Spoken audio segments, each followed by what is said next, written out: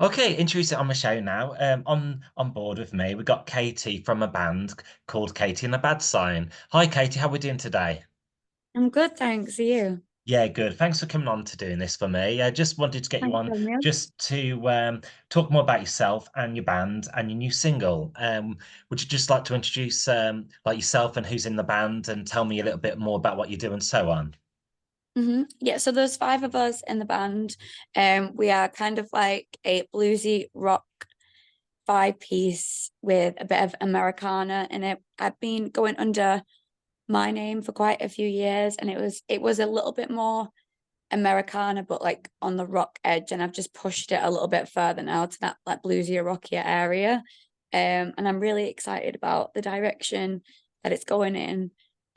We've just recently been played on Planet Rock Radio, which is really, really cool. Um, the lads in the band are I'm greedy and I have two electric guitarists. One is Richard Neal, one's Harry Hayes. We have Ricky Helsby on drums, and we have Jack Rice on bass. And you're based in good old Manchester. Yes, yeah, Oh, based good. in Manchester. Love Manchester. Also, what's it like working with like all the guys, being like the solo female in the group? um, it's quite nice because I feel like they listen to me because I'm the only woman there. I also mother them, so I'm always like trying to feed them. But no, they're all good lads. They're all like really, really easy to get along with, and yeah, we have a good laugh. It's good. Cool. That's the main thing. Also, you have just come off like a little tour of the UK. You've done like a string of dates. Say Cambridge, Glossop, my neck of the woods, Birmingham, your hometown Manchester. What's been your standout moment so far this year of your gigs? I think just last Thursday we were played at Night and Day where we did the hometown show. It was just amazing. Just so many people came out for the show, and it was just such a good vibe. It was really hot in there as well because it's been so muggy, but it was really good night, and the support bands were amazing as well. So Hmm. yeah, we had a really, really good time. How did your Hare and Hounds gig go in Birmingham? It went really well. So with that, so we had the support band was a band called Vincent Flats, who are like this bluesy country band that are from Birmingham. They supported us in Manchester, so then we supported them at Hare and Hounds on the Friday.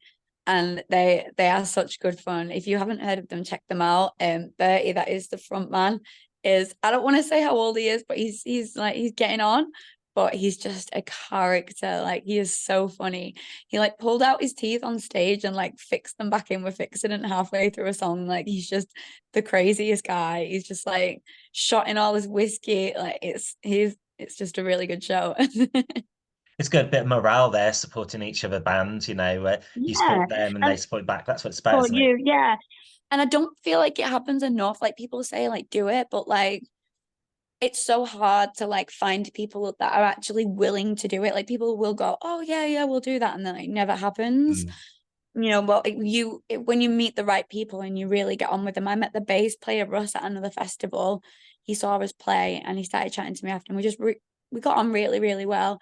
And I said, when I say I'm going to do something, I'll do it. And that's not always the case with musicians. Sure. Just going to name drop some festivals coming up for the festival season. The Crazy Cowboy Festival, that sounds interesting in Reading. What's that about? Yeah, so Crazy Cowboy is an actual person called Alec, and I've never met him before, but he's this really cool promoter. I've heard lots of stories, and apparently he is a lovely guy, but a really mad guy at the same time. And he was like, he will promote the hell out of you, but like when he's had a drink, like he is crazy. So I'm really looking forward to it. And we've been taken on by management that's called Forge Amp, and basically the whole roster are playing the lineup. So because we're all from different parts of the country, we're all going to get to meet each other for the first time at the festival. So that's really exciting as Nice. well. Also, the 20th to the 21st of July, you got the Upton Blues Festival. That's a lovely part of the world. Going towards Malvern way, you got the Riverside there. Quite well known for its jazz as well. Do you like playing that venue as well? Yes, we played Upton Blues last year. We were on one of the main stages, but this year we're just going back as they do like all the bars put on music. So this year we're just going back to do that as they rotate the headline acts.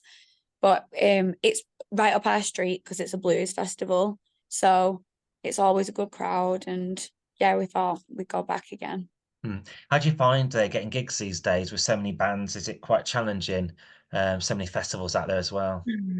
Yeah, I mean, I think as long as you work hard and you've got good footage and good recordings and you will get booked. But yeah, Mm, you just got to be on it like constantly. yeah. Do you find coming out of like, lockdown and the COVID, a lot of people are doing it now, like singing, and everyone wants to be like musicians or. Yeah, I feel like everyone's getting back into it a bit more because I feel like maybe the first year there wasn't as many people doing it 'cause a lot of people have either given up or just decided, oh, this isn't for me anymore. Like it's not really that feasible. And I feel like everyone's like seeing, oh, it's all like starting again and there's more people doing it again. Um, but it's great. Like we should have more music. But it seems like you're doing really well for yourself and like keep going and go in your own lane and everything and positive. Also, I wanted to ask about your new single as well. It's called "Cruel to Me." That has an intriguing title to it. Yeah, so basically I wrote it about being in a relationship where you feel like you're being punished all the time for everything you do and that you can't really do right for doing wrong. So that's what Mm, it's about. good, good to put experiences into song, isn't it? I Cool. try. I mean, I tend to write more subconsciously, but yeah, it Sometimes it just happens, doesn't it? Just write a happens. song, Yeah. don't you? Like, so where do you write songs? Going to be in the most unusual of places? Um, I mostly just write them at home. I used to write a lot by myself. I find it can be a bit easier. Just like sometimes there's too many people with ideas when there's more of you. But this new stuff I've been writing more with Richard. That's one of the guitarists, and we've been feeding off each other. He's really good with like the riffs, and I'm more like the melody and the lyrics and that sort of thing. And this song, did you write the lyrics first and then the music took care of itself afterwards on Cruel to It Me? it kind of like comes all at once. So like I'll have a melody and then with some lyrics that I'm just like coming about and then um I took it to Richard and we sat down with it and he came up with like a little riff and then I came up with like a little bit of a chord Mm. progression and we just went from there. So We can hear some of the greatest songs written like in 10 minutes. What's the shortest time you wrote a song in? I mean, yeah, we have done some in 10 minutes. Or you tend to find you'll get like a verse chorus and then Mm. you kind of like go, oh, I've kind of done my song now. And you sit back on it and you're like, no, you should try and finish it. Uh, but yeah, sometimes it happens really quickly. And Mm. sometimes I've had like this verse and chorus and you're like, I don't like the chorus. And I've changed it like 5 times and you're like, oh, it's just not happening. But and sometimes you eventually get there and sometimes it gets Cool. scrapped. And like So on Cruel to Me, did you have to have like an original demo and then you had like the mastered version afterwards? So we just did we tend to like I'll just like we'll go me and Richard will take it to the rest of the band. They'll come up with their parts and we'll like and then I'll just record it literally just on my phone and then we take it to Adam that's who has a studio in Manchester. He does all the sound engineering for us and was because we pretty much got it down, we've already been playing it live. We know how we want it to sound. So we just take that to him and we tend to record it pretty much live. So we'll go and do a live recording and we normally take the drums and bass from the live recording and then we layer everything else on top after that. Cool. And you've also noted here you've shared the stage with Jules Holland and Ocean Colour Scene. That's cool. Yeah, that was at Wayfest last year. That was a Cool. really cool festival. Yeah. Back to the festivals now. You're touching on Witchwood Festival as well. Is that due as well this year? The Witchwood. So so we played that a couple of years ago, Witchwood Festival. So we're not down to play it this year, but because we tend to so we rotate and we'll Yeah, go back every few years. Yeah. that's fair enough. Also, are you a self-released band, like independent? Yeah. Yeah. We're completely independent. Cool. Feel like it's pretty not the only way, but like it's the most way that people are going about these days, just because it's it's so expensive any other way. Hmm. And the only way you can keep all.